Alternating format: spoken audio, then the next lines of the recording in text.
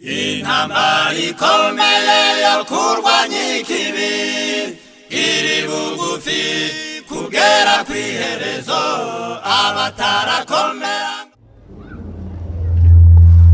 Senge Muremyi wacu dukunda uri mu ijuru ryera, turagushimye cyane kuko dukoreye ibikomeye umuntu atakora. Kubuduhurije ahangaha n'ubuntu n'inama y'agakiza yabipanze tudahari, izina ryawe rihimbazwe. Dupfukamishijwe no kugushima ariko tunagusaba kuko tukiri mu isi y'umubi, kugira ngo imbabazi zawe zikomeze kutuba hafi n'uburinzi bwawe budahwema kutugirirwa n'uyu munsi butubeho. Tubishimire izina ryawe. Tumeze nk'abarwayi bari imbere ya muganga uzi indwara zose, turakwinginze cyane kugira ngo tube hafi. Buri muntu wese uko yaje umurinde gutaha amaramasa, ndetse n'abari kure hirya no hino batwumva usanga imitima yabo ikabakabe kuko ubishoboye. Nidutahana umuti w'indwara zacu, tubishimire izina ryawe. Komeze kuturinda no kutuyobora muri byose kugeza dusoje. Buri wese uvuge kubye kugira ngo dutahane agakiza, tubisabye mu izina rya Yesu.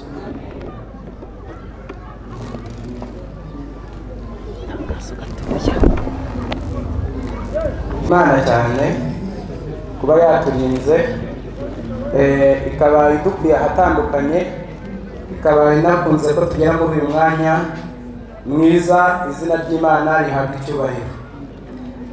Abatumva bari hirya no hino baduteze amatwi, turi abagorozi bakora umurimo w'ivugurura n'ubugorozi. Abari hirya no hino tukaba tubararikira kuza muri aya materaniro. Abakerewe nabo bihute. Umugambi wacu ni ubutumwa buheruka bw'imbabazi buhamagarira umunyabyaha wese kwihana, kandi bigaragara ko abantu bazindutse. Uyu mwanya rero tukaba tugiye kwiga icyigisho cya mbere kitubwira ngo inzira yo gukizwa. Inzira yo gukizwa. Ariko icyo tugiye kwigira hamwe muri uyu mwanya nta kundi gukizwa, si ubutunzi dushaka kuvugaho, si icyubahiro, ahubwo ni inzira yo gukizwa icyaha. Mu ijambo ry'Imana icyaha cyishe mwene muntu, akaba ari nayo mpamvu tugiye kwigira hamwe ijambo ritubwira ngo inzira yo gukizwa. Uwo mugiye kuganira, izina ryanjye nitwa Twayigize Felicien, nkaba ncumbitse mu karere ka Ngororero. Uyu mwanya twaba tugiye kuganira ijambo ry'Imana, inzira yo gukizwa. Ariko ibyo tugiye kuganira hamwe ni ugukizwa icyaha. Icyaha ubu twese nta kindi kituzanya aha, nta kundi kuzinduka kwa biteye, ni ukugira ngo turebe ko twakizwa. Abanyamadini atandukanye baba bashebeka ku manywa na nijoro, nta yindi nzira baba bashaka gukizwa ibyaha. Nubwo Satani abavunjira, ariko umugambi wabo baba bashaka gukira icyaha. Muri uyu mwanya tugiye kwigana inzira yo gukizwa, ariko tubanje kumenya icyo dukizwa icyo ari cyo. Muri Bibiliya mu Itangiriro igice cya 2 hari amateka akomeye cyane y'aho umuntu yavuye naho yaje kugera. Uyu muntu Imana imurema, sogokuruza wacu na nyogokuruza wacu ari Adamu na Eva, Imana ibarema imaze kubashyira mu ngobyi ya Edeni. Ijambo ry'Imana ritubwira ko bari bamerewe neza, nta kibazo bafite.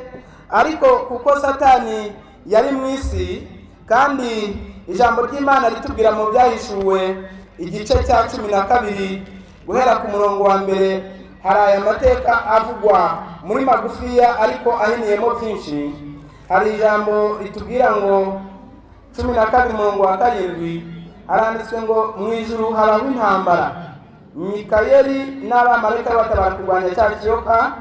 Ikiyoka kirwana n'abamarayika bacyo ntibanesha, kandi mu ijuru ahabo ntihaba hakiboneka. Cya kiyoka kinini kiracibwa, aricyo ya nzoka ya kera yitwa umwanzi na Satani, aricyo kiyobya abari mu isi bose. Nuko kijugunywa mu isi, abamarayika bacyo bajugunyanwa nacyo. Numva ijwi rirenga rivugira mu ijuru riti, noneho agakiza karasohoye, gasohoranye n'ubushobozi n'ubwami bw'Imana n'ubwami bw'Imana yacu n'ubutware bwa Kristo wayo, kuko umurezi wa bene data ajugunywe hasi wahoraga barega ku manywa na nijoro imbere y'Imana yacu. Nabo bamunesha amaraso y'umwana w'intama n'ijambo ryo guhamya kwabo, ntibakunda amagara yabo, ntibanga no gupfa. Nuko rero wajiruwe, namwe abaririmo nimwishime, nawe wasiwe nawe wanyanjawe mu gushishano, kuko Satani yabamanukiye afite umujinya mwinshi, azi yuko afite igihe gito. Icyo turaza gutindaho uyu mwanya wa mbere ni ijambo ritubwira ngo nuko rero wajiruwe, namwe abaririmo nimwishime, nawe wasiwe nawe wanyanjawe mu gushishano, kuko Satani yabamanukiye afite umujinya mwinshi kandi azi yuko afite igihe gito. Iri shyano rivugwa niryo ryitwa icyaha. Satani amaze kumanuka mu isi, ijambo ry'Imana tubwiye ngo yamanukanye umujinya kandi azi yuko afite igihe gitoya. Noneho abo mu ijuru bagombaga kwishima kuko Satani yarabakuwemo ajugunywe mu isi. Isi nayo yagombaga kubigushira ishyano kuko Satani yaramanutse afite umujinya mwinshi kandi yuko azi yuko afite igihe gito. Uwo mujinya n'icyo gihe gito akoresha nibyo bitumye tugiye kwiga ijambo ritubwira ngo inzira yo gukizwa. Inzira yo gukizwa, ariko icyo dushaka gukizwa ni icyaha. Turabanza kumenya uburemere bw'icyaha mu muntu n'ubushobozi icyaha gifite mu muntu n'uburyo umuntu yagikizwa. Itangiriro igice cya 3 hari aya magambo avuga ngo, Itangiriro igice cya 3 igice cya mbere umurongo wa 26 haranditswe ngo tureme umuntu. Imana iravuga iti tureme umuntu agira ishusho yacu ase natwe, batwara amafi yo mu nyanja n'inyoni n'ibisiga byo mu kirere n'amatungo n'isi yose n'igikururuka hasi cyose. Imana irema umuntu ngo agire ishusho yayo, afite ishusho yayo niko yamuremye, umugabo n'umugore niko yabaremye. Nguko uko Imana yari yaremye umuntu. Hano baratubwiye ngo mu nama y'agakiza Imana iravuga iti tureme umuntu agire ishusho yacu ase natwe. Mu ijambo ry'Imana mu gitabo mfite hano cyitwa Kugana Yesu, bari gusobanura uko uwo muntu yari aremwe kandi uko yari ateye. Paje ya 13 haranditswe ngo mbere umuntu akiremwa yari yarahawe imico myiza n'umutima uhuguka, nta ntege yari afite kandi yashyiraga hamwe n'Imana. Ibyo yatekerezaga byari imbonera kandi ibyo yaragamije byareraga. Ariko kutumvira niko kwatumye imbaraga ze zishira, maze kwikunda gusimbura urukundo yakundaga Imana. Umutima we udeburwa n'ibicumuro, bituma abura uko yakwitsindishiriza ngo aneshe ibibi, aba imbohe ya Satani. Kandi rero yajyaga kugumya kuba iteka iyo Imana itahagoboka ngo imuhagarareho. Ngaha aho umuntu akiremwa, Imana yavuze ngo tureme umuntu agira ishusho yacu ase natwe, imuha ubutware bwo gutwara ibyaremwe byose. Ariko mu ijambo ry'Imana haratubwiye ngo uwo muntu akiva mu biganza by'umuremyi nta ntege yari afite, yashyiraga hamwe n'Imana. Ibyo yatekerezaga byari imbonera kandi ibyo yaragamije byahoraga byera.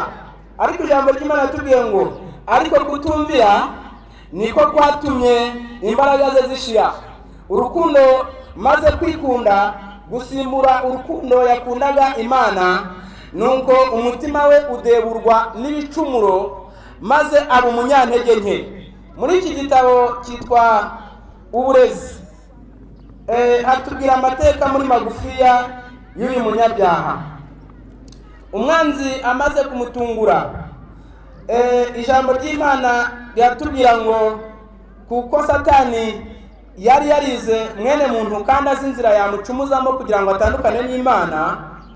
Satani ntabwo yaje ari marayika, ahubwo yishanije n'inzoka, yinjirana ababyeyi bacu ba mbere. Ijambo ry'Imana yatubwira ngo muri iki gitabo paje 29 haranditswe ngo umwanzi yarababwiye ati amaso yanyu azahweza muhindurwe nk'Imana mumenye icyiza n'ikibi. Mu by'ukuri amaso yabo yarahweje, ariko mbega umubabaro bari bikururiye. Kumenya ikibi n'umuvumo w'icyaha, ngibyo ibyo bakuye mu gucumura ku Mana. Mu itunda ubwaryo nta burozi na buke bwarimo gusa, ahubwo gushidikanya ubugiraneza bw'Imana, kutizera ijambo ryayo no kwanga ubutegetsi bwayo, nibyo byatumye ababyeyi bacu ba mbere bahinduka abanyabyaha kandi bizanira isi kumenya ikibi. Ibyo nibyo byuguruye amarembo ubuyobe n'ibinyoma by'ubwoko bwose. Aha bari kutwereka yuko igihe Adamu na Eva bari bamaze kugitunda ryabuzanijwe, baratubwiye ngo mu itunda ubwaryo nta burozi bwari burimo, ahubwo icyaha baravuze ngo mu itunda ubwaryo nta burozi na buke bwarimo, kandi icyaha nticyarakararira ko kugitunda ubwaryo gusa, ahubwo gushidikanya ubugiraneza bw'Imana. Icyo ni icya mbere. Icya kabiri, kutizera ijambo ryayo. Icya gatatu, no kwanga ubutegetsi bw'Imana. Ngibyo ibyatumye ababyeyi bacu ba mbere bahinduka abanyabyaha kandi bizanira isi umuvumo, bizanira isi kumenya ikibi, byugurura amarembo y'ubuyobe n'ibinyoma by'ubwoko bwose, bikomotse ku itunda rimwe bari bamaze kubuzwa. Ijambo ry'Imana ryavuze ngo umunsi mwaririyeho no gupfa muzapfa. Icyaha ngiye intandaro yacyo ya mbere, ntabwo ari uko Adamu na Eva bariye amatunda menshi, ahubwo ijambo ry'Imana riratubwira ngo kugira ngo dusobanukirwe n'icyaha, mbese icyaha ni iki. Umugaragu w'Imana Yohana yabyanditse muri iki gitabo mu gice cya kabiri umurongo cya gatatu umurongo wa 4 haranditswe ngo umuntu wese ukora icyaha abagomye, kandi icyaha nibwo bugome. N'aya magambo nashatse hepfo barasobanuye ngo agomye, bugome, cyangwa se yishe amategeko, kuko icyaha ari ukwica amategeko. Icyaha ni ukwica amategeko, kandi mu byo tugiye kuganirira hamwe ni ugushaka inzira y'ukuntu twakizwa iki cyaha, kuko tumaze kumenya yuko icyaha ari ukwica amategeko. Bwa mbere turabanza dusobanukirwe iki icyaha cyakoreye mwene muntu n'imbaraga asigaranye mu kurwanya icyaha. Muri iki gitabo cyitwa ubutumwa bwatoranijwe umuzingo wa mbere,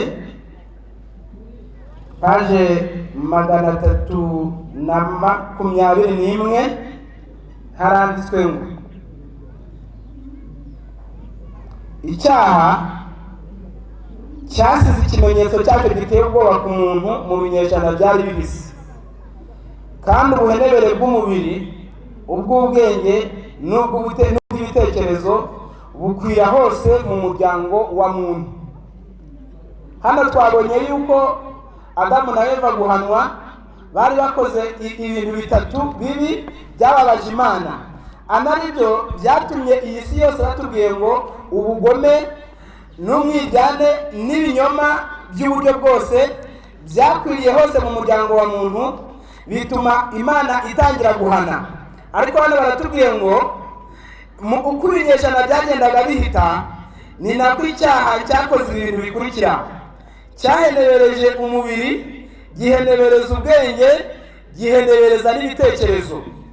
Aha niho hakomeye cyane, kuko mu gitabo cy'ibyaduka byo mu minsi y'imperuka, paje yaho ya 292 bari gusesengura uburemere bw'icyaha, haranditswe ngo ubwo Adamu yari akiva mu biganza by'umuremyi we, yari afite igihagararo cy'agahebuzo kandi giteye neza.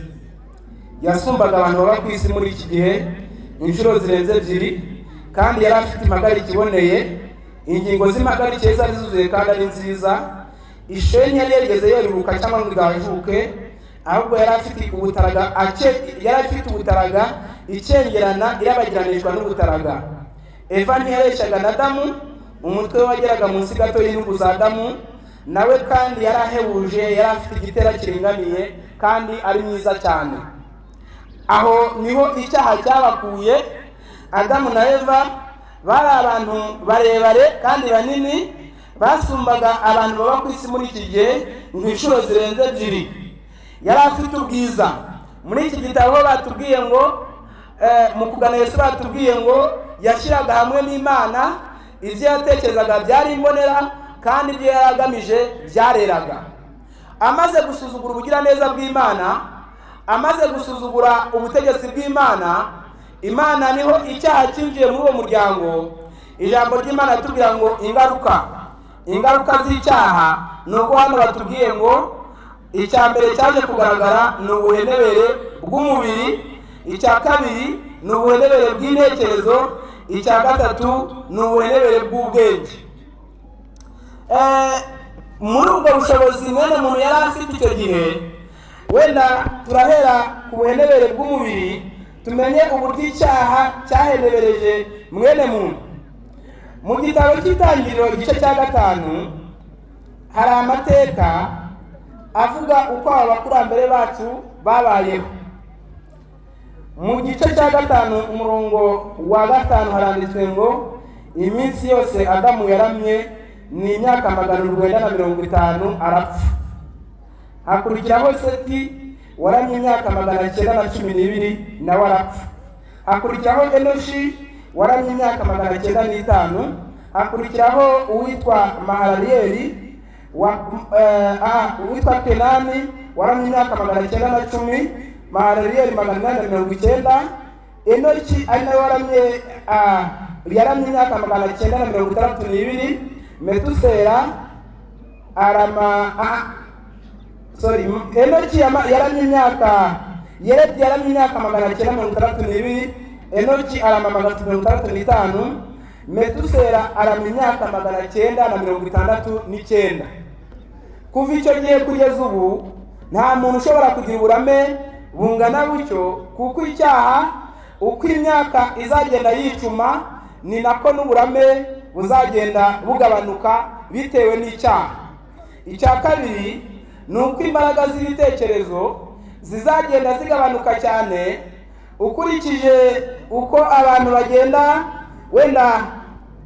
wenda mpereye ku mbaraga z'ubwenge, ukurikije ubwenge Adamu yari afite bwo kwita amazina ibyaremwe byose, akabivuga mu mazina yabyo akabimenya.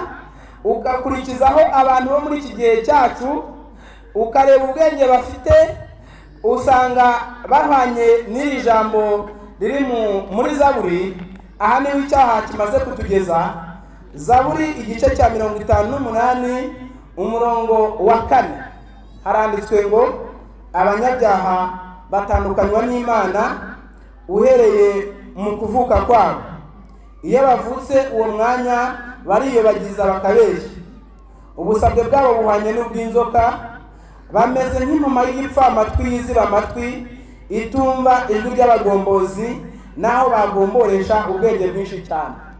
Uku niko umunyabyaha ameze. Baravuze ngo uhereye mu kuvuka kwabo niho batandukana n'Imana. Niyo mpamvu turi kwigana inzira yo gukizwa. Umunyabyaha yatandukanye kuva umuntu avutse, ahita atandukana n'Imana, agakomeza yaratandukanye nayo.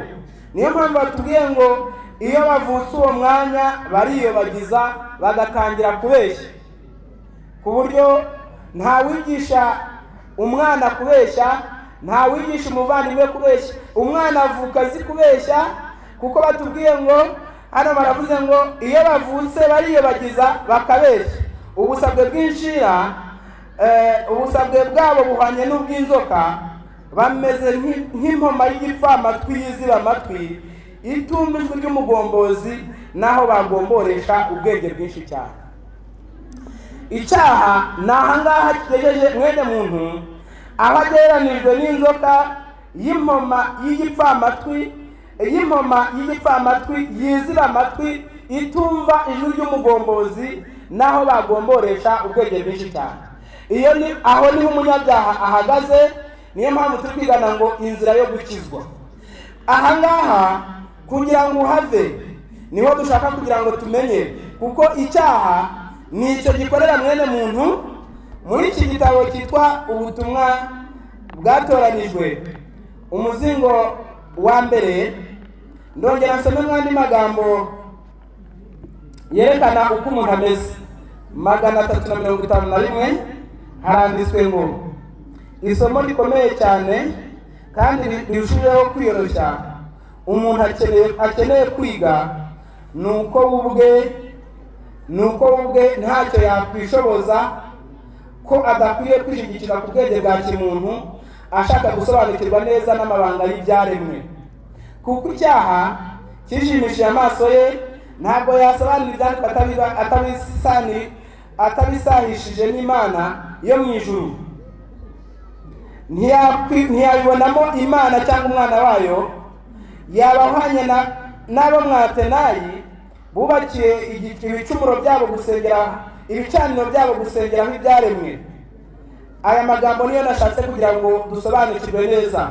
Hano baratubwiye ngo isomo rikomeye abantu bakwiriye kwiga nuko mu muntu we ubwe ntacyo yakwishoboza, nta n'icyo yakwishingikirizaho mu bwenge bwa kimuntu.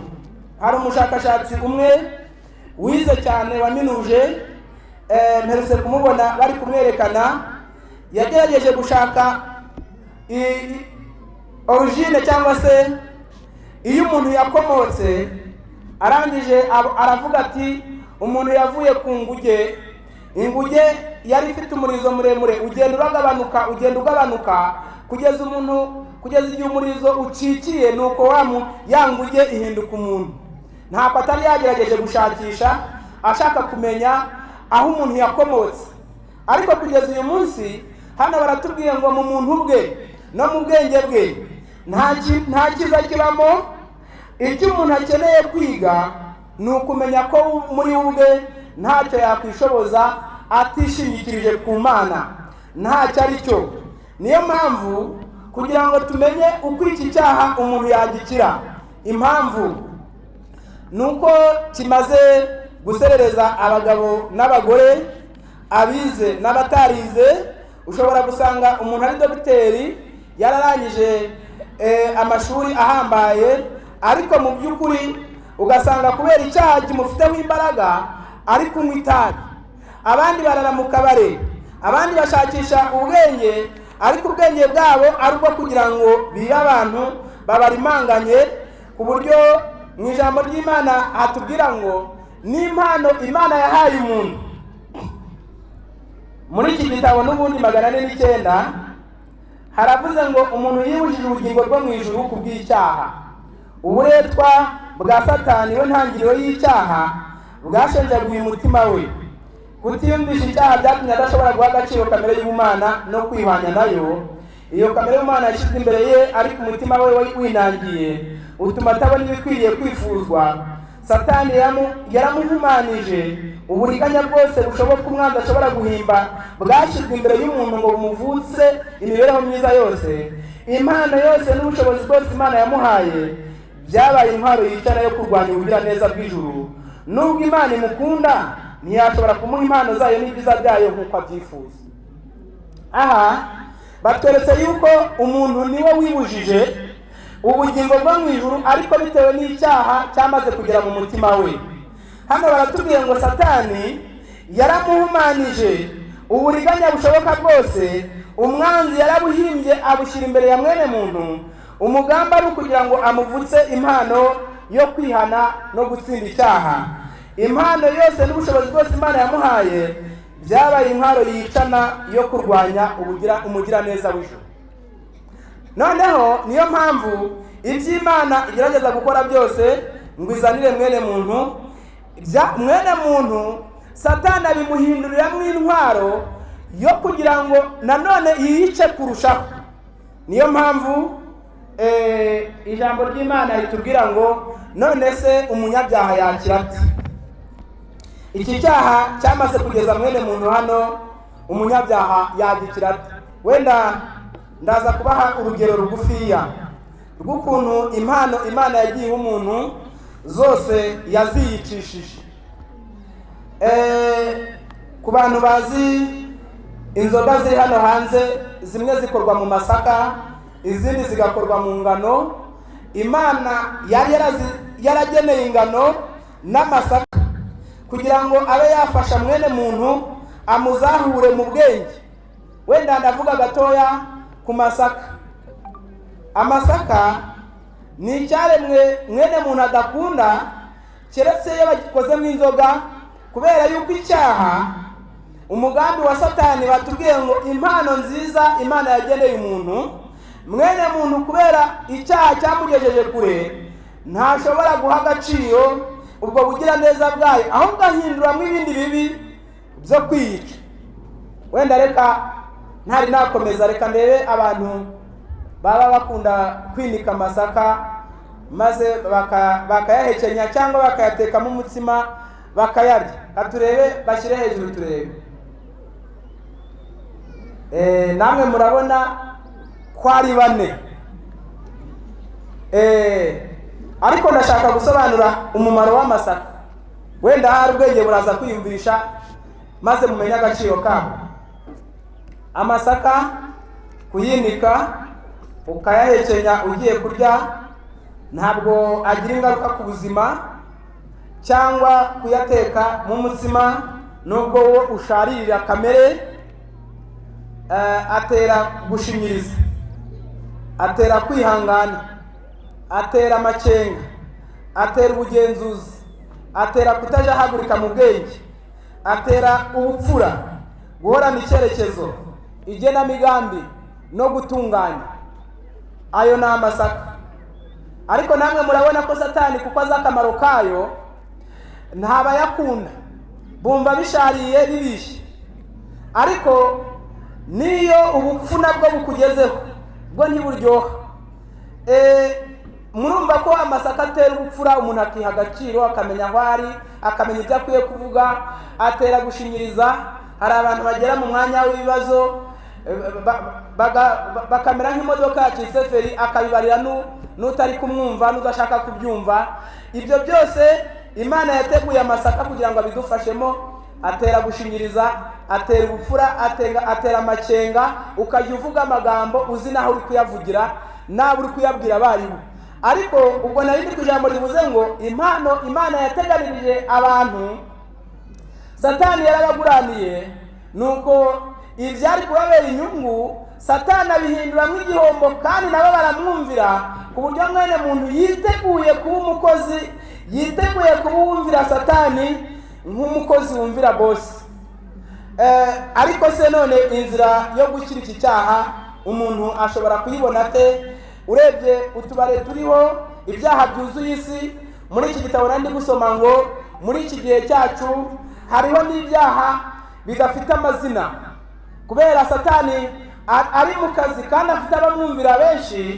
Hariho ibyaha kuri ubu n'amategeko nshinga y'igihugu atarashobora kwandika ngo agene ibihano byabyo, bitewe n'uko ibyaha abantu barabikora kugeza igihe barenga ibyari bizwi na leta, bakabura n'inyito barabyita, bakongera kujya kwicara ngo bongere bige ukundi barabyita, bitewe n'uko icyaha cyamaze kugeza mwene muntu kure. Ni umugaragu wacyo, yiteguye kucyumvira igihe cyose. Ariko ubwo twageze aha ngaha, umugambi wacu ni ugushaka kudukiza. Niyo mpamvu Imana yateguye inzira y'agakiza. Ariko inzira y'agakiza muri iki gitabo cyitwa Ihumure ry'Abizera, ndashaka gusoma n'aya magambo. Haranditswe ngo paje ya 9, gutsindishwa no kwizera ni ishuri ryiza ry'iyobokamana. Kubisobanukirwa bituma umuntu yimenya ko ari umunyabyaha, bikamutera umwete wo guhinduka binyuze mu kwihana, bikamuha izingiro bishingiye mu kumenya icyo Imana imushakaho n'icyo imushakira, akagira ihumure rikomoka ku kumenya ko Imana itazamutererana kandi ko yamuteganije ingoboka zose. Ushaka kubimenya agomba kwiga neza inama y'agakiza. Hano batubwiye yuko gutsindishirizwa cyangwa se kugira ngo umunyabyaha abone inzira yo gukira ibyaha, twamaze kubona ko umuntu we ubwe ntacyo yakwishoboza, ahubwo ijambo ry'Imana yatubwiye ngo hari undi udutsindishiriza, ari we Kristo. Hano baratubwiye rero ngo iyo gusobanukirwa no kwizera gusobanukirwa gutsindwa no kwizera ni ishuri ryiza ry'iyobokamana. Kubisobanukirwa bituma umuntu yimenya ko ari umunyabyaha, bikamutera umwete wo guhinduka binyuze mu kwihana. Uku kwihana nabwo ijambo ry'Imana turabanza tumenye uko gutsindishirizwa, kuko umuntu ubwe yamaze gutsindwa n'icyaha. Urebye hari n'igihe umuntu avuga ati ngewe rwose ubu ndi kumva mfashe imyanzuro ntabwo nzongera, ariko bugacya mu gitondo icyaha kikugaragura. Niyo mpamvu batubwiye ngo mu muntu nta mbaraga zirimo, ahubwo izo mbaraga ziri muri Yesu zishobora kugutsindishiriza. Noneho hano baravuze ngo menya neza ibi: ubuntu bw'Imana mu mutima, Yesu inzira n'ukuri n'ubugingo, umurimo w'Umwuka wera mu mutima wizeye, itandukaniro ryo gutsindirwa nyakuri n'uguhimbano, uko wakwambara umwambaro w'ubukwe bw'umwana w'intama, aho kwizera nyakuri gutandukanye no kwiyemera, aho gutsindirwa guhurira n'imirimo, uko uwatsindishirijwe wese amera. Izi ntambwe nubwo ntarazivugaho zose, ariko iyo ubuntu bw'Imana bugeze mu mutima w'umuntu hari icyo bumukorera. Icyo ni icya mbere. Iyo bugeze mu mutima w'umuntu akamenya ko abugiriwe, amenya hari icyo bumukorera, amenya ko ibyo akorewe byose. Mu Baroma 3:26 haranditswe ngo kuko bose bakoze ibyaha ntibashyikira ubwiza bw'Imana, ahubwo batsindirwa n'ubuntu bibahereye ubusa kubwo gucungurwa kubonerwa muri Kristo Yesu. Niwe Imana yashyiriye ku impongano y'uwizera amaraso ye, kugira ngo yerekane gukiranuka kwayo kwahiteye kwirengagiza ibyaha, kandi yabikoreye kugira ngo no muri iki gihe yerekane gukiranuka kwayo, ngo ibikiranuka kandi itsinishirize uwizeye Yesu. Aha icyo ashaka kutwereka ni ukukwereka ko bose bakoze ibyaha. Ndetse mu gitabo cy'Abaroma Pawulo yakunze kwandika cyane amagambo yerekana muri gitabo cy'Abaroma, yerekanye uburyo umunyabyaha ashobora gutsindishirizwa, ariko abanje kwerekana aho yatsindiwe. Abaroma igice cya 3 umurongo wa 9. Nuko tuvuga iki? Mbese turabaruta? Oya da, abana gato, kuko tumaze guhamya Abayuda n'Abagiriki uko bose batwarwa n'ibyaha, nk'uko byanditswe ngo ntawe ukiranuka n'umwe, ntawe umenya, ntawe ushaka Imana, bose barayobye, bose bahindutse ibigwari, ntawe ukora ibyiza n'umwe, umuhogo wabo n'imvi irangaye, bariganishije indimi zabo, ubusabwe bw'inshira buri ku minwa yabo, akanwa kabo kuzuye ibitutsi n'amagambo abishye, ibirenge byabo byihutira kuvusha amaraso, kurimbuka n'umwuka biri mu nzira zabo, inzira y'amahoro ntibarakayimenya, kubaha Imana ntikuri imbere yabo. Uyu ni umunyabyaha uri gusobanurwa uko ateye, yaba Abayuda yaba natwe ntawe uruta undi, ahubwo baravuze ngo ntawe ukiranuka n'umwe, ntawe umenya, nta n'ushaka Imana. Umunyabyaha no kuza nta mbaraga ze yashyizemo usibye kwemera gusa, ariko Kristo niwe watunyuze. Ubwo bugira neza bwose bukwereka ko umunyabyaha ntacyo yishoboreye, ntawe ushaka Imana, bose barayobye, bose bahindutse ibigwari. Imbere y'icyaha ngo kuko umuntu ateye ni umunyantege nke, kugeza n'igihe umuntu bamubwira ngo ni imbwa, kandi atarahita abayo, akarakara n'umunwa akawongeraho santimetero bite, kandi atabayeyo. Nibyo bita kuba umuntu yarabaye ikigwari, kubona umuntu akwibeshyeho kavuga turi imbwa nawe ukababara kandi utarabayo. Ni ikimenyetso cy'uko icyaha, ku buryo hari n'uwabwira ngo uri mubi kandi ari mubi ariko ntabyemere kubera icyaha. Bose barayobye, bose bahindutse ibigwari, akanwa ubusabwe bw'inshira buri ku minwa yabo, akanwa kabo kuzuye ibitutsi n'amagambo abishye. Nta shuri ry'ibitutsi ribaho, ariko buri muntu wese ubu hageze uguhemukira kumutuka biri hafi.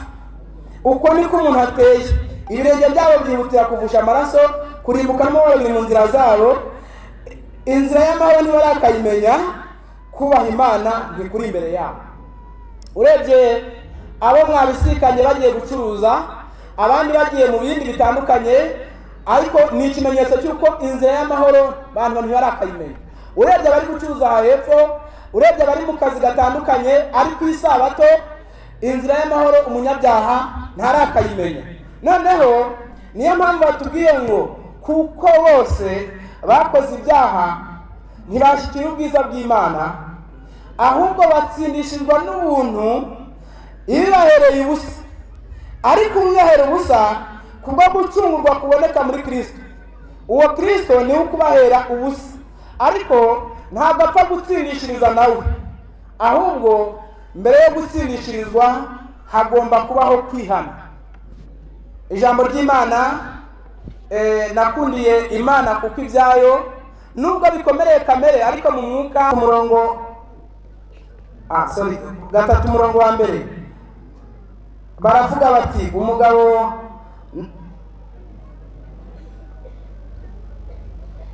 reka nihutire ku murongo wa 14, nimugaruke bana basubiye inyuma mwe, ni ko Uwiteka avuga, kuko mbabereye umugabo kandi nzabakura umwe mu mudugudu nabaye mu muryango mbajyane i Siyoni. Iri jambo nibyo nashatse. Imana ubwayo iri guhamagara iti nimugaruke bana basubiye inyuma mwe, ni ko Uwiteka avuga, kuko mbabereye umugabo. Isezerano rihari ni uko twese tutazarokoka, ahubwo baravuze ngo izayivana umwe mu muryango ibageze i Siyoni. Izi nzira z'Imana, inzira ya mbere nuko Imana ariyo ihamagara umunyabyaha imubwira uti nyabuneka nubwo wagiye kure garuka mwana basubiye inyuma. Ariko iyi nzira nubwo imeze ityo, ijambo ry'Imana tubwira ngo hariho n'abahakana bakavuga bati oya ntituzayinyura. Mu gihe Imana icyo ishaka ari kimwe gusa, icyo ishaka ku munyabyaha ari kimwe gusa, ijambo ry'Imana tubwira ngo icyo shaka ari kimwe, ni uko wemera ibyaha byawe. Nubwo byaba, Yesaya yanditse ngo nubwo byaba ari tukutuku, bisobanuye ngo hari amaraso wavushije warishe benshi. Ijambo ry'Imana tubwira ngo Imana irabihindura umweru bise na shelegi.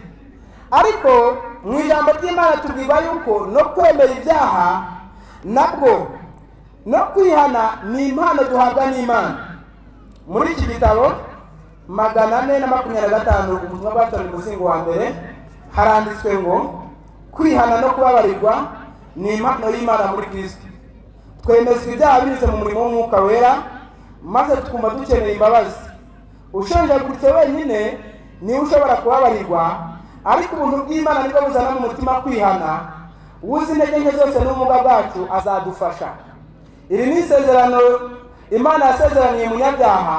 Kwihana ni impano y'Imana, ariko ijambo ry'Imana ritubwira yuko kugira ngo umuntu yakire kwihana abagize ibyahara, ibyo bita sede cyangwa se guhara ni ibintu bikomereye kamere ya mwene muntu. Kugira ngo umuntu yemere guhara hari byinshi dukunda. Mu gatabo mfite hano kandebe niba nza kuyabona vuba, bari gusobanura ibintu dusabwa guhara. Numvise biteye ubwoba kuko mwene muntu akunda icyaha kandi akaba ari inshuti y'icyaha mu buryo bukomeye. Muri iki gitabo baravuze ngo hari byinshi. Icya mbere baranditse ngo turabiga badafata vuba. Ubu wazana amazimwe hano akababwira inkuru akabacira agatekerezo, niko umugabane munini watahana kuruta amasomo nasomye. Kugira ngo wemere guhara ibyo, icya mbere ngorane dufite nuko turabiga badafata vuba. Inzira yo gukira icyaha ntabwo ari byoroshye kugira ngo umuntu yemere kuyakira, kubera icyaha cyabanje kwica ubwenge. Akanya k'amazimwe, akanya k'inkuru niko kaba gahari, ariko umwanya w'amasomo warabuze. Icya kabiri, hariho byinshi tugomba kwiyambura. Nawe urebe mu bisekuruza 5 byose uba waranduye ayo maraso. Ayo maraso yivanga n'ayawe. Ibyaha banyuzemo, imibereho banyuzemo, ibyo ni bimwe usabwa kwiyambura. Icya gatatu, baravuze ngo dutinya guhangana n'ukuri kw'ibyacu. Kugira ngo mu muryango wumve umuntu avuga ati mbabarira, mbere yuko tugiye gusenga mwisenga ntarabasaba imbabazi, iyo miryango nimbagwa muri iki gihe. Ahubwo ikihumvikana banza wihane ni wowe wabanje. Iyo utavuga kujya nanjye sinari kuvuga kujya, ni wowe nyirabayazana. Ibyo nibyo byuzuye mu miryango umugabane munini. Dutinya guhangana n'ukuri kw'ibyacu ngo icyaha ukivuge mu izina ryacyo nk'uko ijambo ry'Imana ritubwira. Dutinya guhangana n'ukuri kw'ibyacu ngo uhangane n'icyaha cyawe ukivuge mu izina. Icya gatatu ni uko guhinduka bitera ubwoba kandi bikababaza kamere. Icyo ni icya kane, murambabarira, ni icya kane. Guhinduka birababaza kandi bitera ubwoba kuko bigusabwa gusuzugurwa, yewe hari n'umwanya bigusaba kwemera guhara icyubahiro. Niyo mpamvu muzasanga mu gitabo cy'Umugenzi umugabane wa mbere, igihe dayimoni yabwiraga Mukristo aramubwira ati rero bizagusaba gutandukana n'inshuti zawe izitwa uwitwa nkunda icyubahiro na nzimariza n'abandi n'agasuzuguro n'abandi. Iyo kugira ngo wemere gusuzugurwa uri umugabo mu rugo, umugore acire hasi, uvuga uti ni Satani waguteye, wikomereze. Niyo mpamvu bavuze ngo kwemera guhinduka umuntu ajya kubisingira akavuga ati ubu abaturanyi bagiye kunsuzugura, abantu bazajya baranyambura uko bishakiye, mu nzira bazajya bantuka, umbonye wese azajya anciraho. Umuntu akagira impungenge zo kwinjira muri iryo hinduka bitewe n'uko aba afite impungenge z'uko azagira igihombo ahombejwe na kamere. Ingingo ya nyuma iravuga ngo imico mishya itwara igihe kugira ngo ifate. Ubukristo bugereranywa n'intambara kandi bukagereranywa n'urugendo. Muri izi ntambara, iyo utangiye intambara ntabwo uratsinda, uranesha.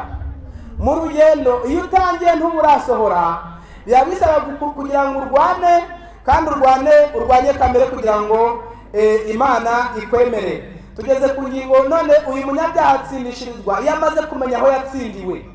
Ijambo ry'Imana ryamaze kutwereka yuko uko umuntu ateye ko akeneye undi umutsindishiriza, kandi twabonye ko ari Yesu, kandi niwe uduha impano bita kwihana.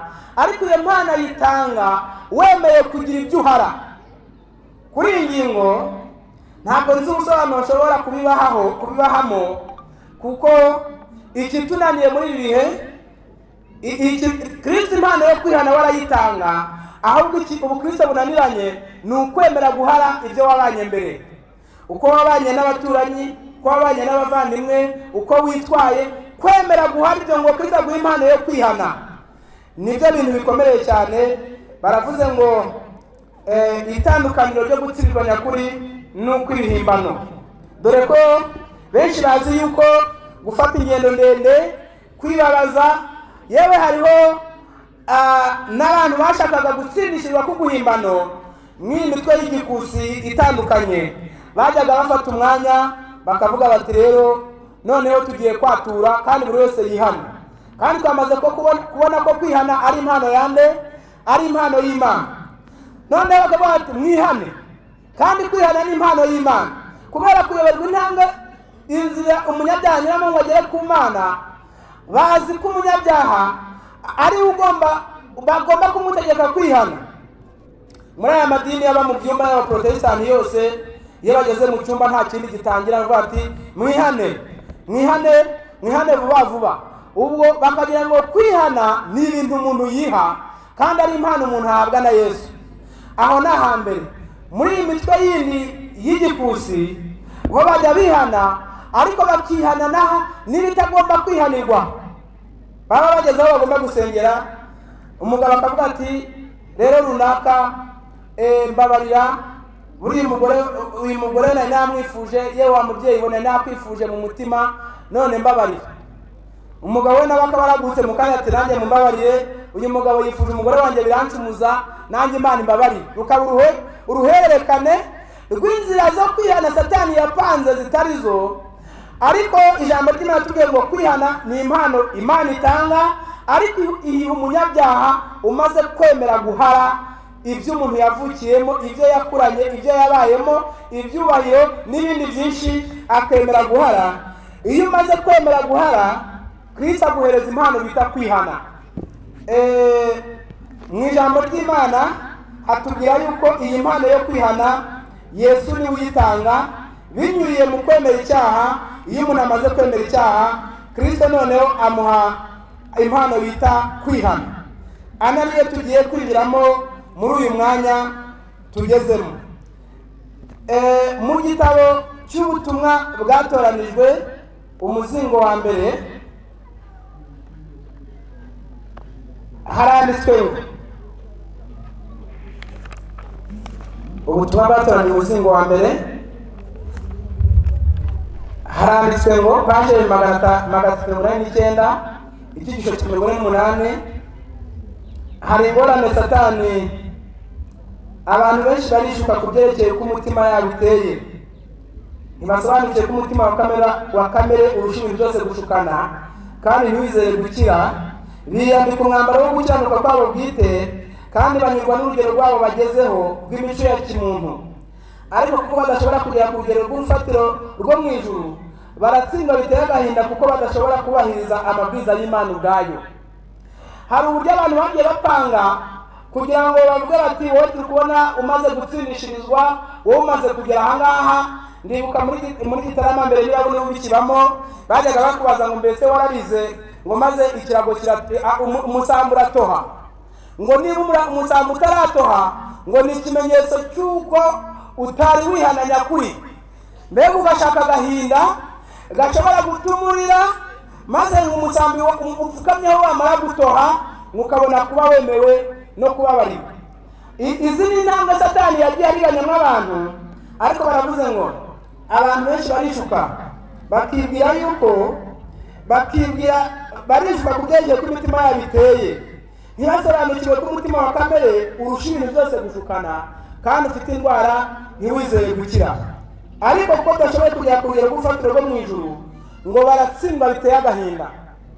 Bimeze uku kwihana kumeze gutya ngo kumeze nk'uwagomera umugezi, ariko igihe runaka nubwo hashira umwaka nubwo hashira ibiri, muri ya mitwe imwe n'imwe wajya guhura nabo bibombetse bagenda gahoro kugira ngo batababaza isi, ijwi bararihinduye kugira ngo umuntu yemerwe, ijwi rikaba ryaramaze guhinduka ariko icyaha mu mutima we kikiri cyose. Hano baratubwiye ngo indi nzira Satani anyuzamo abantu ni ukwipima. Dushobora kwipima ubwacu tukigeranya n'abandi maze tukavuga yuko dukora ibyiza nka naka, ariko ikibazo dushobora kuzasiza ku munsi w'urubanza ni iki ngo mbese twumviye amabwiriza yo mu ijuru ry'amajuru? Mbese twageze ku rugero rw'imico yo mu ijuru? Mbese imitima yacu ihamanya n'Imana yo mu ijuru? Hariho ingorane zikunda kubaho, umuntu akipima ku wundi ati njyewe ndi kubona ngeze ku rugero rwa runaka, ndi kubona rwose ntacyo ndusha, ukiha amahoro ariko atari amahoro nyamahoro. Niho batubwiye ngo ibyo byose n'urufatiro rw'ibinyoma Satani yongereye kugutsindishirizwa ku munyabyaha. Ijambo ry'Imana tubwira ngo none se gutsindishirizwa ni iki? Muri iki gitabo cyitwa Ihumure ry'Abizera haranditswe ngo gutsindishirizwa niyo ntwari ikomeye umuntu wese ushaka kuba inshuti y'Imana no kuzabona ubugingo buhoraho agomba kugira. Benshi intwaro ntibayizi, n'abayizi ntibayisobanukiwe kurwanishwa. Banza umenye ko iyo ntwaro yo ari intwaro yo kurwana, ikaba n'ingabo ikingira umutima wizeye by'ukuri. Ni ubwugamo umuntu yishamo ibirego bya Satani n'ibirego by'abanyabyaha n'ibitekerezo bishinja umutima wawe bikurega kuri umunyabyaha. Kugira ngo uyimenye kandi uyirwanishe neza usabwa kumenya ibi: aho iyo ntwaro iva, uko umuntu ayigeraho, uko ayisaba n'uko ayihabwa, uko ayirwanisha, uburyo bwiza bwo kwirinda umwanzi ngo atagutandukanya nayo. Izi ntambwe batweretse yuko gutsindishirizwa ni intwaro Satani yahisha abantu benshi, ku buryo mu by'ukuri hari abanyamadini barara mu byumba ariko bashaka ko batsindishirizwa, ku buryo umuntu arasenga akamara hafi icyumweru atarya, ariko agasohoka mu cyumba amazina n'ubundi akongera akamutahamo, inzangano zikongera zigasohoka, amoko agatunguka mu mutima we kandi yari amaze icyumweru ashaka kubabarirwa. Hari abandi bafite ibindi buzuza babashiriyeho bakavuga bati wowe saba gutanga 1:10 gishoboka, tanga ibyo utunze byose. Hari abantu biteguye. Hari umwe nigeze numva pastor avuze ati kugira ngo mujye mu ijuru nuko buri wese agomba kuzana ikintu akunda ikimeze nk'Imana ye akakizana, yamara kukizana akakimpa nanjye nkagiha Imana, niho mushobora kuzemerwa. Umubyeyi yazanye Prado nziza rwose igezweho, aragenda aravuga ati iyi niyo rwose niyo Mana nari narwate mu mutima wanjye, nanjye nyihaye Imana kugira ngo Imana izanyemere. Uwo muntu yari ashaka Imana. Abantu bashaka Imana barara mu byumba, abandi bagira ingendo ndende, ariko baravuze bati banze umenye ko iyo ntwaro, banze umenye ko ari intwaro yo kurwana, ikaba n'ingabo ikingira umutima wizeye by'ukuri. N'ubwugamo umuntu uhisha n'ibirego bya Satani n'ibinegu by'abanyabyaha n'ibitekerezo bishinzwe umutima wawe bikurega kuri umunyabyaha. Kugira ngo ubimenye, banza kumenya uburyo irwanishwa, kandi kuyirwanisha neza ubanza kumenya aho iva. Twamaze kumenya ko Kristo niwe ushobora kudutsindishiriza, ukabanza kumenya uko umuntu ayigeraho. Icyo nshaka ni kimwe nuko wemera iki, wemera ibyaha byawe. Icya gatatu, uko bayisaba nuko bayihabwa, uko bayisaba nuko bayihabwa. Kuyihabwa nuko wemera guhara ibyo waruhugiyemo, ibyaha byamaze kugutsinda, ukamenya iyo ntambwe uko bayirwanisha.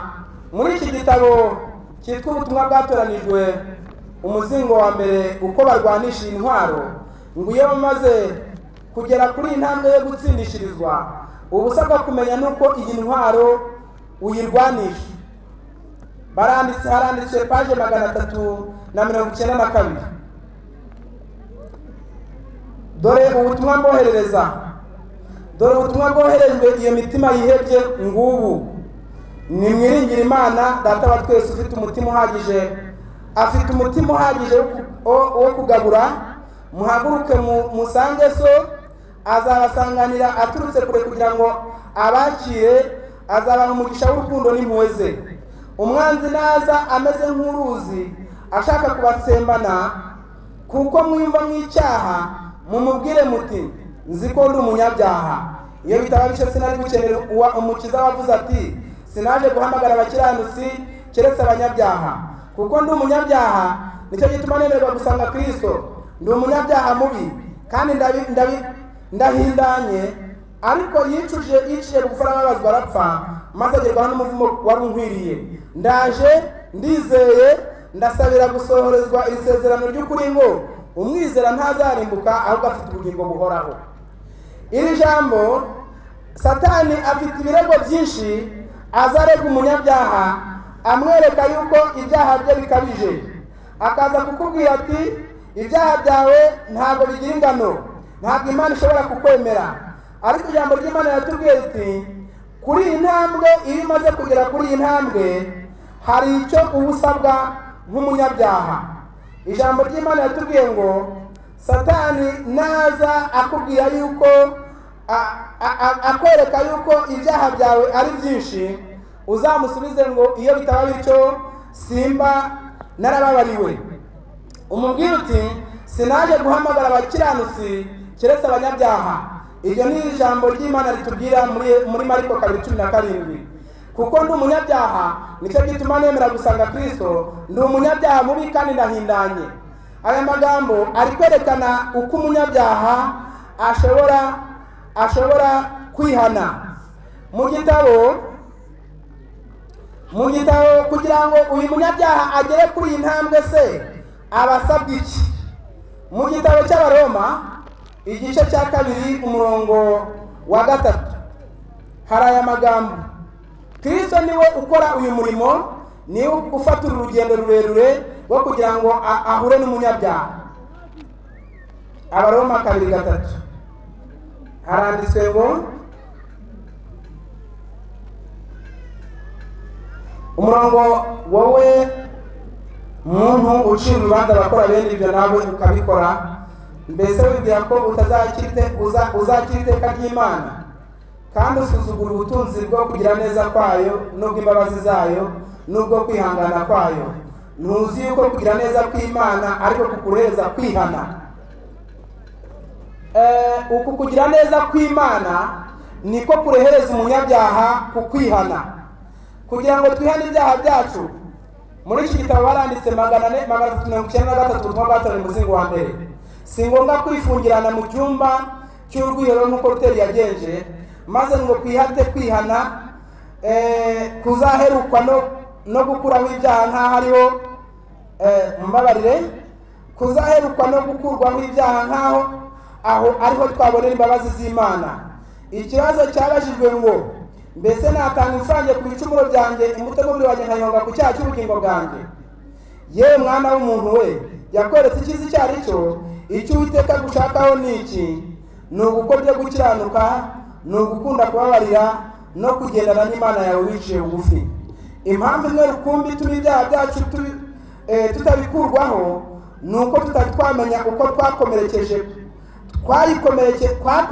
kubw'ibicumuro byacu uwashenjaguwe n'ibyaha byacu. Kuko turi abanyamafuti, tukaba twarakesheje imbabazi ze, kwatura guturutse ku mutima imbere, kuzabona inzira yako iganisha ku mutima w'imbabazi zidashira. Kuko Uwiteka aba hafi y'abafite umutima umenetse, akiza ufite umutima ushenjaguwe. Hano ngize inzira zo kugira ngo iyi ntwaro yo gutsindishirizwa igerweho. Ariko ko gutsindishirizwa, ijambo ry'Imana riratubwira ngo iyo umunyabyaha amaze kubona ubugiraneza bw'Imana n'imbabazi zayo, akabona ukuntu Imana imwitaho. Muri Zaburi y'116 umurongo wa 12 niho umunyabyaha avuga ngo ibyiza Uwiteka yangiriye ndabimwitura iki? Ibyiza Uwiteka yangiriye ndabimwitura iki? Iyo kugira neza kw'Imana no kwihangana kwayo kugeze ku munyabyaha kukamurehereza ku kubabarirwa, niho afata umwanzuro akavuga ngo nzakira igikombe cy'agakiza ke nambaze izina ry'Uwiteka.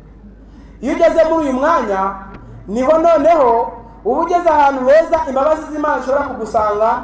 Noneho muri iyo ntambwe ijambo ry'Imana riratubwira ngo uko gutsindishirizwa nako kuba gufatanye no kwizera imbabazi z'Imana. Kuko batubwiye ngo ni uburyo bwo kurinda umwanzi ngo atagutandukanya n'iyo ntwaro.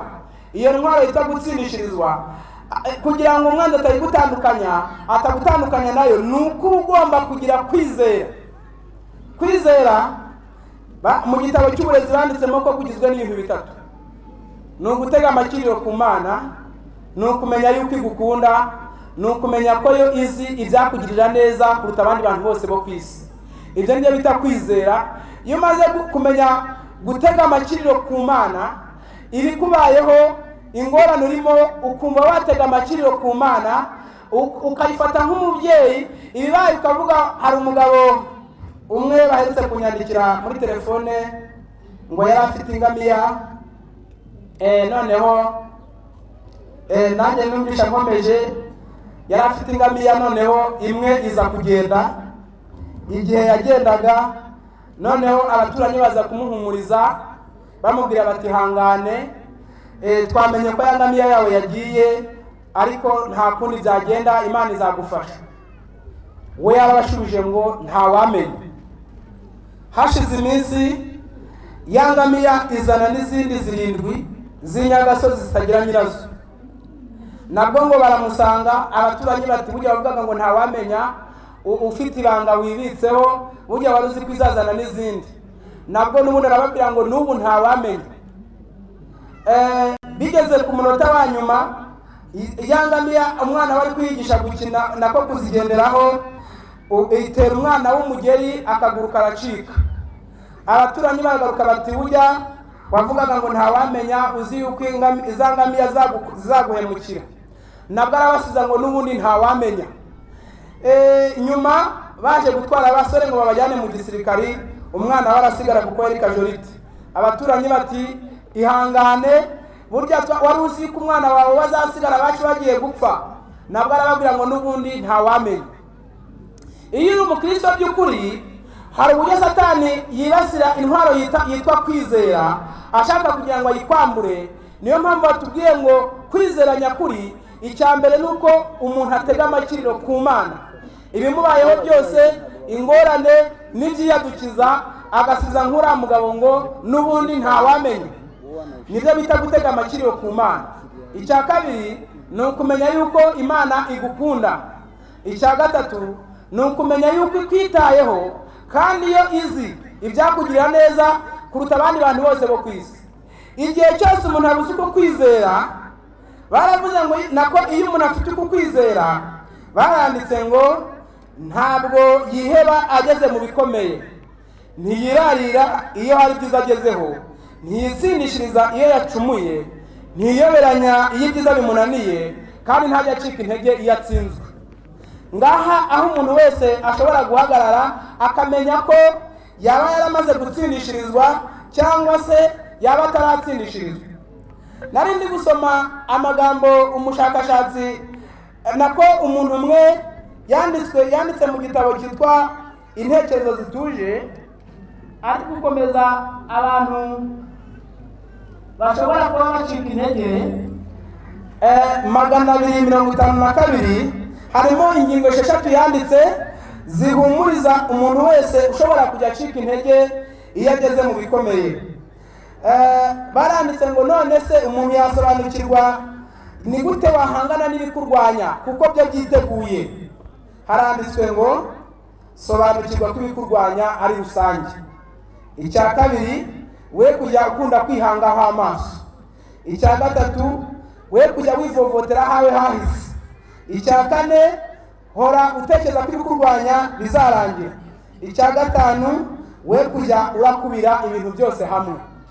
Iyo umuntu amaze kugera kuri iyi ntambwe, niho aba amaze kugera ku kwizera nyakuri gushobora guhangana n'ibitero bya Satani, kuko hari igihe ibigeragezo, intambara zigutesha umutwe, ubukristo bukabaho mu mahoro, ariko mu byago bukavaho. Ariko menya ko ibikurwanya ari rusange, ntabwo ari wowe gusa byibasiye, hari abandi bakurusha. Icya kabiri, we kujya wivovotera hawe hahise. Ni bibi cyane kuvuga ngo iyo menya, ngo iyo mbikora gutya kandi utabikoze, ibyo nabyo ntacyo bimaze. Icya gatatu, we kujya ukunda kwihangaho amaso. Uramutse wihanzeho amaso, wasanga nta cyiza kikurimo. Niho Satani anyurira kugira ngo agutandukanye n'Imana, akwereka ibyo wacumuye, ibyo wishe n'ibitaragenze neza. Icya kane, hora utekereza ko ibikurwanya bizarangira. Muri icyo gitabo baranditse ngo menya yuko nta kigeragezo kijya kirenza imyaka 100. Rero icyanyuma baravuze ngo we kujya urakubira ibintu byose hamwe. Niyo mpamvu wa munyezamu yatubwiye ngo iyo umaze kugera muri iyo ntambwe uravuga ngo ibi byiza byose Uwiteka yangiriye ndabimwitura iki, ugasubiza ngo nzakira igikombe cy'agakiza ke nambaze izina ry'Uwiteka. Ngaho urugamba ruba rukomereye ku munyabyaha yamaze gutera iyi ntambwe. Noneho iyo amaze gutera iyi ntambwe, muri aka gatabo k'Ihumure ry'Abizera paji 35 haranditswe ngo uhereye ubwo uwamaze gutsindishirizwa yinjira mu rugamba rwo kurwanya ibyo yakundaga, kuko bimuteranya n'Imana, no kurwanira ibyiza yangaga, kuko bimuhindura inshuti y'Imana, maze ingoma ya Satani yakoreye mu buzima bwe bwose agahinduka umwanzi wayo, ubwo akaba abayeho mu muryango w'Imana. Umwanzi agahera kwitambika mu nzira agira ngo agarure umuntu wari umucitse. Ibyo muzasoma mu gitabo cy'Umugenzi umugabane wa mbere, mu cyigisho kivuga ngo Mukristo Napoleoni mu gikombe cyitwa Mucishwa bugufi. Niko cyitwa. Apoloni ahuye na Mukristo yaramubaje ati ese urava ukajya he? Aramubwira ati ndava mu rurembo rw'irimbukiro najya ku musozi Siyoni. Apoloni ati ibyo binyetse kuri ingabo yanjye. Mukristo ati yego nariyo, ariko uyu munsi ibihembo utanga nabasanze atari byiza, kuko ibihembo by'ibyaha ari urupfu. Mukristo Apoloni ati reka da, nta mwami wajya wemera ko abantu bapfa kumucikaho gusa, ibyo ntabwo byashoboka, subirayo kuko n'utemeye ndakugirira nabi. Intambara yatangiriye aho. Mukristo Apoloni ngo aramwegera, mutera agacumu, Mukristo ngo arakaranga, arangije amutera uducumu twinshi dutandukanye. Mukristo akomereka ku kaboko no ku mutwe no ku kirenge. Iyo ntambara yacagashije umunsi wose barwana. Ijambo ry'Imana rikwereka yuko Mukristo ntabwo ari ukwicara, ntabwo ari bya bintu by'igiporoso byo kugucurangira ngo ukeze gusa, ahubwo ubukristo ni intambara, kandi ubwo bukristo ni urugendo. Baratubwira ngo kikiri cyose hano, baratubwiye ngo inzira Satani anyuzamo abantu ni ukwipima. Dushobora kwipima ubwacu tukigeranya n'abandi, maze tukavuga yuko dukora ibyiza nka naka. Ariko ikibazo dushobora kuzasiza ku munsi w'urubanza ni iki ngo mbese twumviye amabwiriza yo mu ijuru ry'amajuru? Mbese twageze ku rugero rw'imico yo mu ijuru? Mbese imitima yacu ihamanya n'Imana yo mu ijuru? Hariho ingorane zikunda kubaho, umuntu akipima ku wundi, ati njyewe ndi kubona ngeze ku rugero rwa runaka, ndi kubona rwose ntacyo ndusha, ukiha amahoro ariko atari amahoro nyamahoro. Niho batubwiye ngo ibyo byose ni urufatiro rw'ibinyoma Satani yongereye kugutsindishirizwa ku munyabyaha. Ijambo ry'Imana tubwira ngo none se gutsindishirizwa ni iki? Muri iki gitabo cyitwa Ihumure ry'Abizera haranditswe ngo gutsindishirizwa niyo ntwari ikomeye umuntu wese ushaka kuba inshuti y'Imana no kuzabona ubugingo buhoraho agomba kugira. Benshi intwaro ntibayizi, n'abayizi ntibayisobanukiwe kurwanishwa. Banza umenye ko iyo ntwaro yo ari intwaro yo kurwana, ikaba n'ingabo ikingira umutima wizeye by'ukuri. Ni ukugama umuntu wishamo ibirego bya Satani n'ibirego by'abanyabyaha n'ibitekerezo bishinja umutima wawe bikurega kuri umunyabyaha. Kugira ngo uyimenye kandi uyirwanishe neza, usabwa kumenya ibi: aho iyo ntwaro iva, uko umuntu ayigeraho, uko ayisaba n'uko ayihabwa, uko ayirwanisha, uburyo bwiza bwo kwirinda umwanzi ngo atagutandukanya nayo. Izi ntambwe batweretse yuko gutsindishirizwa ni intwaro Satani yahisha abantu benshi, ku buryo mu by'ukuri hari abanyamadini barara mu byumba ariko bashaka ko batsindishirizwa, ku buryo umuntu arasenga akamara hafi icyumweru atarya, ariko agasohoka mu cyumba amazina n'ubundi akongera akamutahamo, inzangano zikongera zigasohoka, amoko agatunguka mu mutima we, kandi yari amaze icyumweru ashaka kubabarirwa. Hari abandi bafite ibindi buzuza babashyiriyeho, bakavuga bati wowe usabwa gutanga 1/10 gishoboka, tanga ibyo utunze byose. Hari abantu biteguye. Hari umwe nigeze numva pastor avuga ati kugira ngo mujye mu ijuru nuko buri wese agomba kuzana ikintu akunda, ikimeze nk'Imana ye akakizana, yamara kukizana akakimpa, nanjye nkagiha Imana, niho mushobora kuzemerwa. Umubyeyi yazanye Prado nziza rwose igezweho, aragenda aravuga ati iyi niyo rwose niyo Mana nari naribate mu mutima wanjye, nanjye nyihaye Imana kugira ngo Imana izanyemere. Uwo muntu yari ashaka Imana. Abantu bashaka Imana barara mu byumba, abandi bagira ingendo ndende, ariko baravuze bati banza umenye ko iyo ntwaro, banza umenye ko ari intwaro yo kurwana, ikaba n'ingabo ikingira umutima wizeye by'ukuri. N'ubwugamo umuntu uhishamo ibirego bya Satani n'ibinegu by'abanyabyaha n'ibitekerezo bishinja umutima wawe bikurega kuri umunyabyaha. Kugira ngo ubimenye, banza kumenya uburyo irwanishwa, kandi kuyirwanisha neza ubanza kumenya aho iva. Twamaze kumenya ko Kristo niwe ushobora kudutsindishiriza, ukabanza kumenya uko umuntu ayigeraho. Icyo nshaka ni kimwe n'uko wemera iki, wemera ibyaha byawe. Icya gatatu, uko bayisaba nuko bayihabwa, uko bayisaba nuko bayihabwa. Kuyihabwa nuko wemera guhara ibyo wari uvugiyemo, ibyaha byamaze kugutsinda, ukamenya iyo ntambwe. Uko bayirwanisha, muri iki gitabo cyitwa Ubutumwa Bwatoranijwe, umuzingo wa mbere, uko barwanisha intwaro, ngo iyo bamaze kugera kuri intambwe yo gutsindishirizwa, ubusabwa kumenya nuko iyi ntwaro uyirwanisha. haranditse paje 392. Dore ubutumwa mbohererejwe iyo mitima yihebye ngubu. Ni mwiringira Imana Data wa twese ufite umutima uhagije wo kugabura.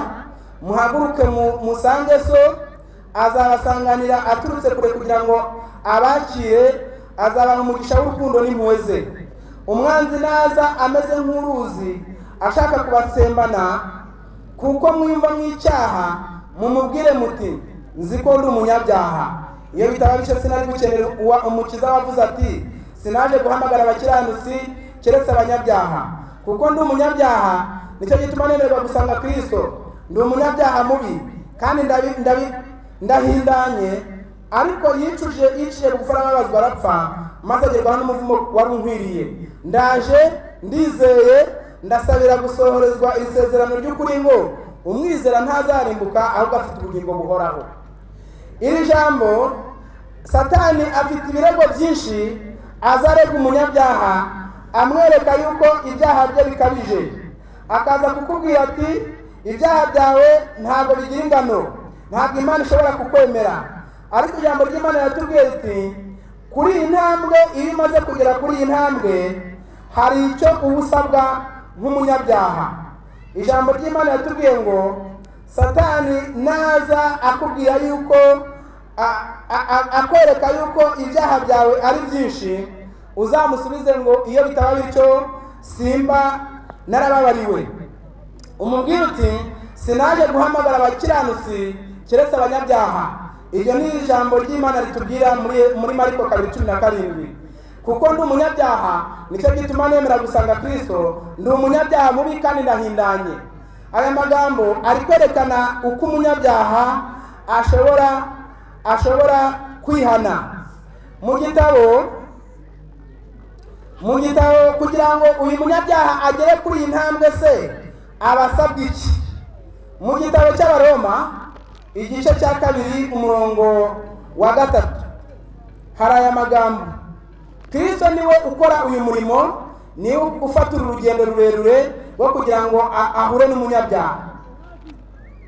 Abaroma 2:3 haranditswe ngo umurongo wowe muntu ucira urubanza abakora bene ibyo nawe ukabikora, mbese wibwira ko uzakira iteka ry'Imana kandi usuzugura ubutunzi bwo kugira neza kwayo n'ubw'imbabazi zayo n'ubwo kwihangana kwayo? Ntuzi yuko kugira neza kw'Imana ariko kukureza kwihana? Uku kugira neza kw'Imana niko kurehereza umunyabyaha ku kwihana, kugira ngo twihane ibyaha byacu.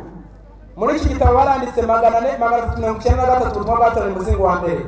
Si ngombwa kwifungirana mu cyumba cy'urwihero nk'uko Luteri yagenje, maze ngo kwihate kwihana kuzaherukwa no gukuraho ibyaha nk'aho ariho kuzaherukwa no gukurwaho ibyaha nk'aho aho ariho twabonera imbabazi z'Imana. Ikibazo cyabajijwe ngo mbese natanga imfange ku bicumuro byanjye, imbuto y'umubiri wanjye nkayonga ku cyaha cy'ubugingo bwanjye? Yewe mwana w'umuntu we, yakweretse icyiza icyo ari cyo. Icyo Uwiteka gushakaho ni iki? Ni ugukora ibyo gukiranuka, ni ugukunda kubabarira no kugendana n'Imana yawe wiciye bugufi. Impamvu imwe rukumbi ituma ibyaha byacu tutabikurwaho ni uko tutari twamenya uko twakomerekeje kubw'ibicumuro byacu uwashenjaguwe n'ibyaha byacu. Kuko turi abanyamafuti, tukaba twarakesheje imbabazi ze, kwatura guturutse ku mutima imbere, kuzabona inzira yako iganisha ku mutima w'imbabazi zidashira. Kuko Uwiteka aba hafi y'abafite umutima umenetse, akiza ufite umutima ushenjaguwe. Hano ngize inzira zo kugira ngo iyi ntwaro yo gutsindishirizwa igerweho. Ariko ko gutsindishirizwa, ijambo ry'Imana riratubwira ngo iyo umunyabyaha amaze kubona ubugiraneza bw'Imana n'imbabazi zayo, akabona ukuntu Imana imwitaho, muri Zaburi y'116 umurongo wa 12 niho umunyabyaha avuga ngo ibyiza Uwiteka yangiriye ndabimwitura iki? ibyiza Uwiteka yangiriye ndabimwitura iki? Iyo kugira neza kw'Imana no kwihangana kwayo kugeze ku munyabyaha kukamurehereza kukubabarirwa, niho afata umwanzuro akavuga ngo nzakira igikombe cy'agakiza ke nambaze izina ry'Uwiteka. Iyo ugeze muri uyu mwanya niho noneho uba ugeze ahantu heza imbabazi z'Imana zishobora kugusanga. Noneho muri iyo ntambwe ijambo ry'Imana riratubwira ngo uko gutsindishirizwa nako kuba gufatanye no kwizera imbabazi z'Imana, kuko batubwiye ngo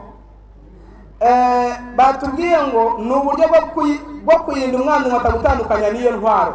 Iyo ntwaro yitwa gutsindishirizwa, kugira ngo umwanzi atagutandukanya nayo, ni uko ugomba kugira kwizera. Mu gitabo cy'uburezi banditsemo ko kugizwe n'ibintu bitatu: ni ugutega amakiriro ku Mana, ni ukumenya yuko igukunda, ni ukumenya ko yo izi ibyakugirira neza kuruta abandi bantu bose bo ku isi. Ibyo nibyo bita kwizera. Iyo umaze kumenya gutega amakiriro ku Mana, ibikubayeho, ingorane urimo, ukumva watega amakiriro ku Mana, ukayifata nk'umubyeyi. Ibibaye ukavuga, hari umugabo umwe baherutse kunyandikira muri telefone ngo yari afite ingamiya, noneho nanjye numvisha nkomeje, yari afite ingamiya, noneho imwe iza kugenda. Igihe yagendaga, noneho abaturanyi baza kumuhumuriza bamubwira bati hangane, twamenye ko ya ngamiya yawe yagiye, ariko nta kundi byagenda, Imana izagufasha. We yarabashubije ngo ntawamenya. Hashize iminsi ya ngamiya izana n'izindi 7 z'inyagasozi zitagira nyirazo. Nabwo ngo baramusanga, abaturanyi bati burya bavugaga ngo ntawamenya, ufite ibanga wibitseho, burya wari uzi kwizazana n'izindi. Nabwo n'ubundi arababwira ngo n'ubu ntawamenya. Banza umenye yuko iyo winjiye mu Bukristo uba winjiye mu rugamba, kandi urwo rugamba bigusaba kugira ngo utandukane, usezere ingoma ya Satani yakoreye mu buzima bwawe bwose, ugahinduka umwanzi wayo. Mako gatabo k'umugenzi mu Kristo byageze mu mwanya, hari amagambo ndi kumva ntasiga ari muri aka gatabo. Noneho abantu bakwiriye gusobanukirwa nyakuri, aho gutsindishirizwa nyakuri ku munyabyaha kuva. Muri iki gitabo ari gusobanura, ndasomamo makeya cyane. Muri iyi ntambara barwanye, hari amagambo nshatse baramubwira ngo, maze paje 59 umugenzi mugabane wa mbere, maze amutera mu gituza agacumu kameze nk'umwambi k'umuriro, ariko mu kwisakinga barakaranga ntikagira icyo kamutwara.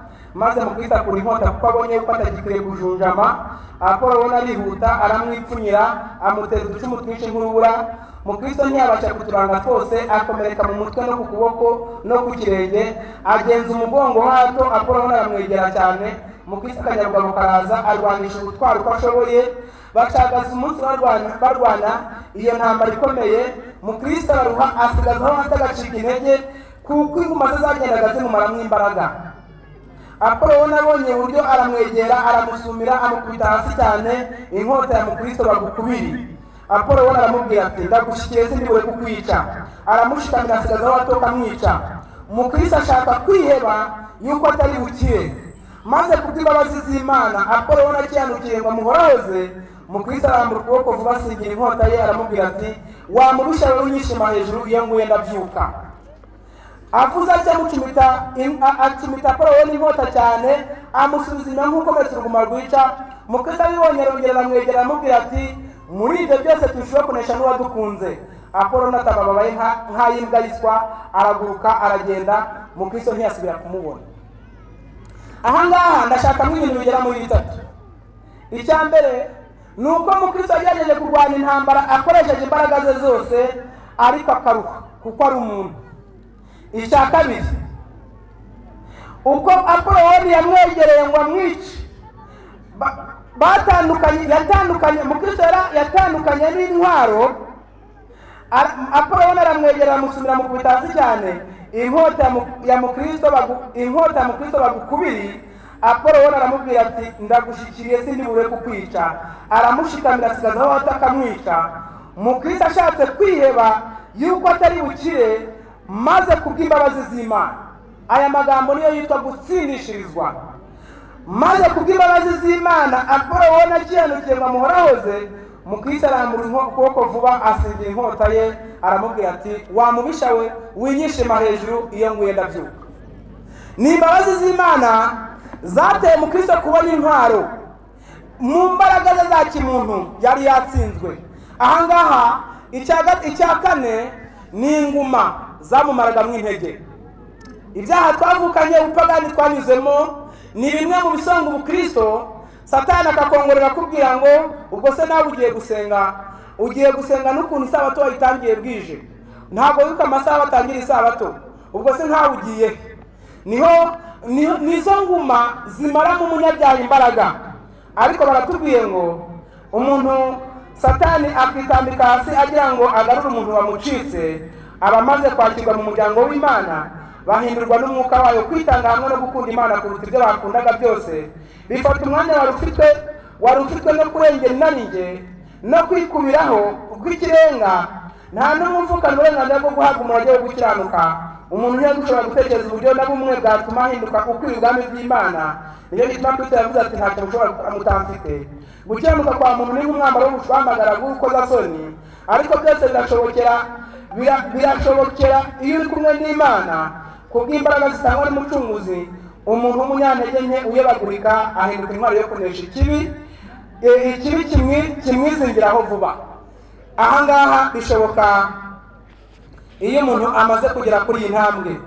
Noneho kuko ngiye kwinjira mu yindi ntambwe ngana ku musozo, hari ibimenyetso biranga umuntu watsindishirijwe uko aba ameze. Icya mbere ni uko akunda Imana byimazeyo kuruta ibindi byose. Muri iki gitabo niho banditse amagambo akomeye cyane kugira ngo wenda abantu tuyumve neza. Iyo tugeze kuri iyi ntambwe nyakuri, iyo umuntu amaze gutsindishirizwa, hari intambara arwana benshi badasobanukirwa, maze bakarwana intambara nabi bigatuma batsindwa vuba. Muri iki gitabo kandebe niba njyabona vuba 400